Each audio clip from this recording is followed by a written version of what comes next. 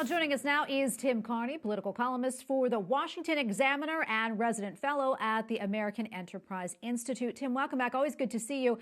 So as we just heard, Senator Kennedy is calling the American Rescue Plan a liberal wish list. What do you think? Well, the biggest hangup is the minimum wage increase, because this is supposed to be a budget bill. In fact, it's getting special treatment in the Senate, avoiding the filibuster, because it's under what they call budget reconciliation rules.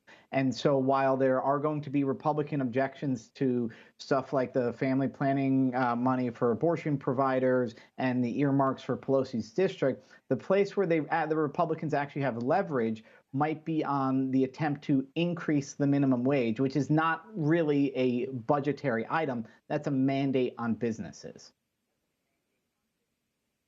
Tim, let's talk a little bit more about this bill. You know, what do you like? What do you dislike about it? And ultimately, do you think it will pass? I think that without the minimum wage hike, it will pass. That Democrats have 50 seats, and then Kamala Harris, the vice president, gets to pass the tie-breaking votes. And where the objecting Democrats, that's Senator Kyrsten Sinema of Arizona, Joe Manchin of West Virginia, they really have all the cards. And where they're objecting is on the minimum wage. They don't really have any objections to the earmarks or to the family planning money. So I think by pulling the minimum wage, they'll get it across. I think a $1,400 check to Americans is a fine thing. What I would have liked to see, though, is more money to prop up the businesses that are being shut down by government.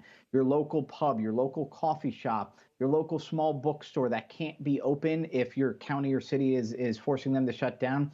The money last year was sent through stuff like the Paycheck Protection Program to keep them open. There's not really enough parallel to that in this bill.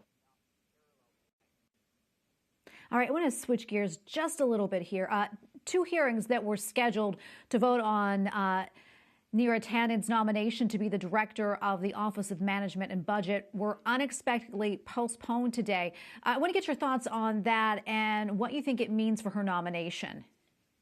Her nomination's in huge trouble. I mean, what's happening is that, again, you've got Joe Manchin opposing it. You've got Kyrsten Sinema is on one of the committees who has authority over this. She might oppose it, and the sort of moderate Republicans that Democrats were hoping to get, none of them are on board. And so, to some extent, there's an interesting politics that goes on here.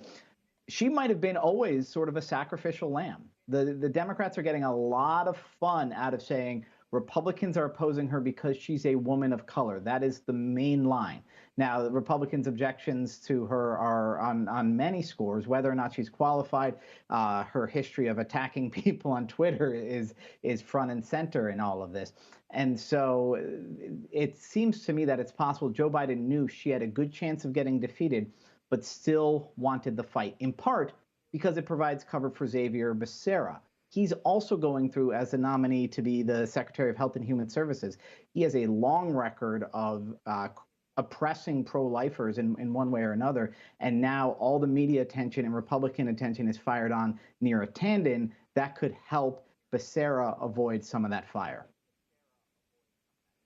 Okay, Tim, we're going to leave it right there. Thank you so much for your analysis. We always appreciate it. Tim Carney, political columnist for the Washington Examiner and resident fellow at the American Enterprise Institute. Thanks again. Thank you.